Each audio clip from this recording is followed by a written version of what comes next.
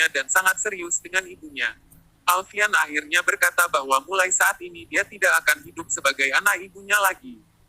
Karena Alfian memilih hidup dengan Siska dibandingkan harta ibunya. Mama Alfian marah besar.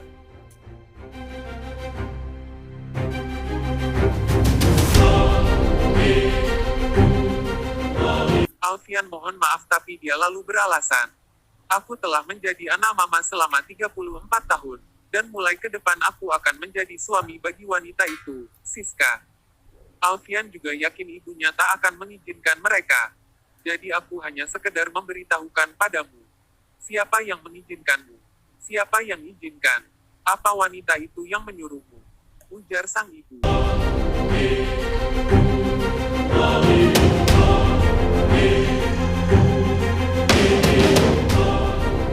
Mama Alfian terus menjelek-jelekkan Siska. Alfian membela Siska, bahwa Siska bukan tipe wanita seperti itu. Kamu juga bukan tipe pria seperti itu.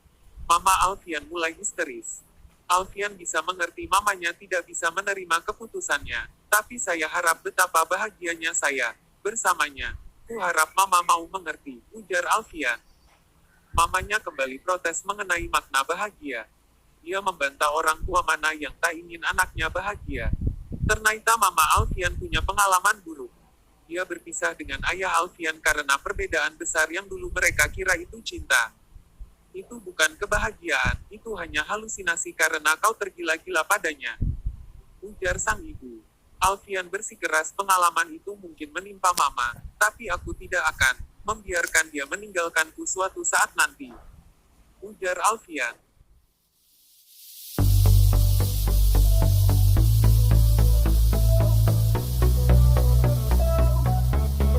Alfian berharap mama bisa datang pada upacara pernikahannya suatu saat nanti.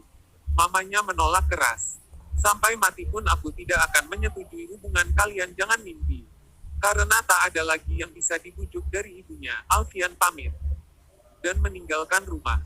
Hatinya bagaimanapun tentu sedih harus berseberangan dengan ibunya seperti ini. Alfian sangat terpukul tidak ada restu sang ibu di pernikahannya.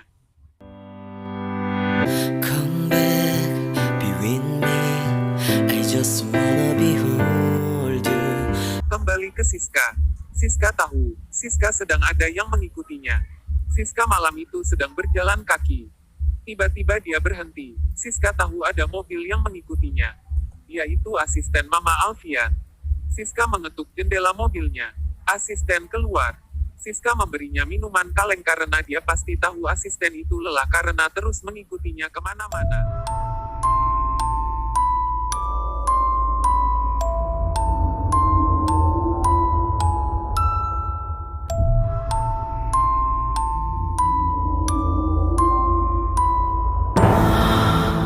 Asisten itu berkata walau dia menuruti Mama Alfian dia diam-diam mendukung Siska. Siska lalu minta tolong sekalian diantar untuk menemui seseorang. Menemui Dokter Jido. Dokter spesialis Alfian. Siska menemui Dokter Jido, mereka membicarakan perkembangan kesehatan Siska. Jido sebenarnya bingung karena kejadian tiba-tiba sembuh sehat seperti sedia kala ini biasanya hanya mungkin dialami anak-anak. Siska berkata, ini suatu keajaiban. Jido berkata bahwa di kedokteran tidak ada namanya keajaiban, yang ada mungkin hanya belum ditemukan penyebabnya.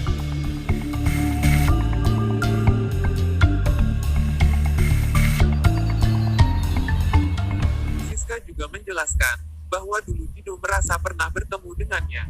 Tapi menurut Siska sebenarnya Jido itu bukan bertemu dengannya. Itu juga merupakan keajaiban menurut Siska, atau menurut istilah Jido mungkin sesuatu yang belum ditemukan penyebabnya. Ujar Jido. Kembali ke bos Siska. Bos Siska, malam itu mengajak Alfian bertemu. Dia ingin membicarakan masalah Siska. Kali ini walau Alfian tak suka dengan bos Siska bicara tentang Siska, dia mengizinkannya. Bos Siska berkata, aku sejak dulu ingin menjadi ayah, kakak dan pasangan pria, suami, untuk Siska. Ujar sang bos. Kepada Alfian. Kick.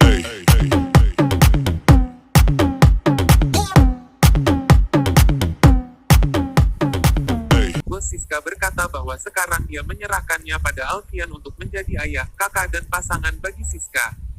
Aku hanya ingin jadi pria, suami, bagi Siska, tegas Alfian. Dia menambahkan, jangan membuat Siska jadi anak yatim, ujar sang bos.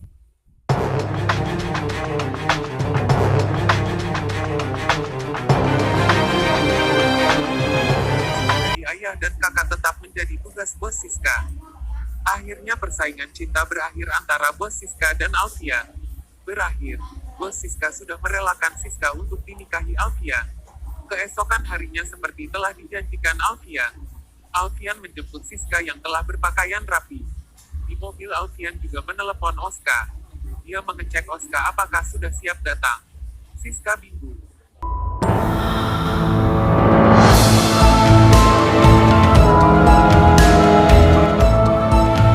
Apa kita akan makan?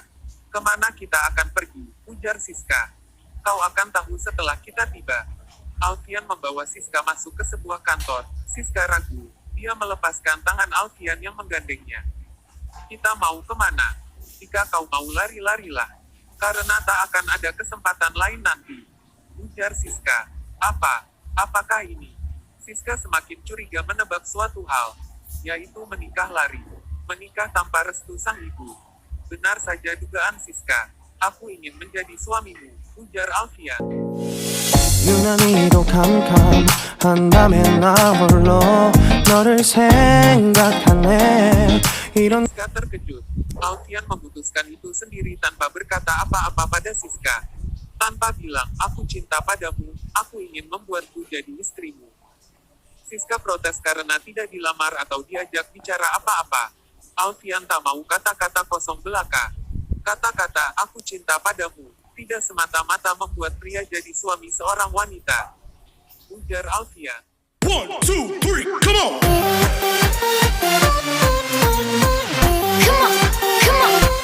Bukan karena aku mencintaimu, tapi karena aku hanya mencintaimu, ujar Alfian. Alfian melanjutkan perasaannya. Jika bukan denganmu, tidak ada siapa-siapa lagi. Karena kamulah wanita yang hebat, ujar Alfian sepenuh hati mencintai Siska. Siska terharu, dan ingin meneteskan air mata. Lalu Alfian melamar Siska, dengan seadanya, tanpa bunga.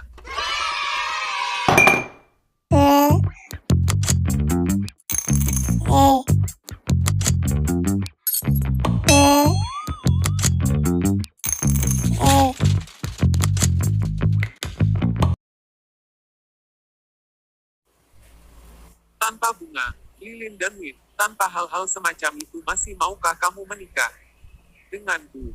Dia mengulurkan tangannya. Tentu, kata Siska. Dia pun memegang lengan Alfian. Alfian tersenyum bahagia. Mereka pun bertatapan dan melempar senyum penuh kebahagiaan. Kebahagiaan mereka. Alfian melihat, Oska dan Yona juga ada di situ. Oska dan Yona datang ke kantor pencatatan registrasi pernikahan, catatan sipil.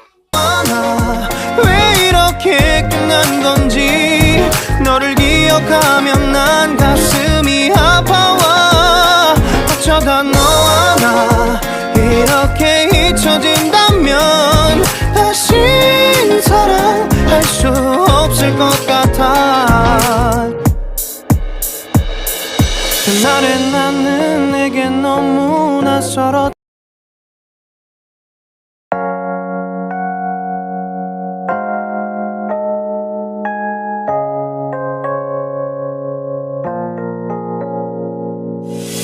유난히도 캄캄한 밤에 나 홀로 너를 생각하네 이런 기분 설명할 수 없어 원래 이맘쯤 너와의 여행을 생각했었는데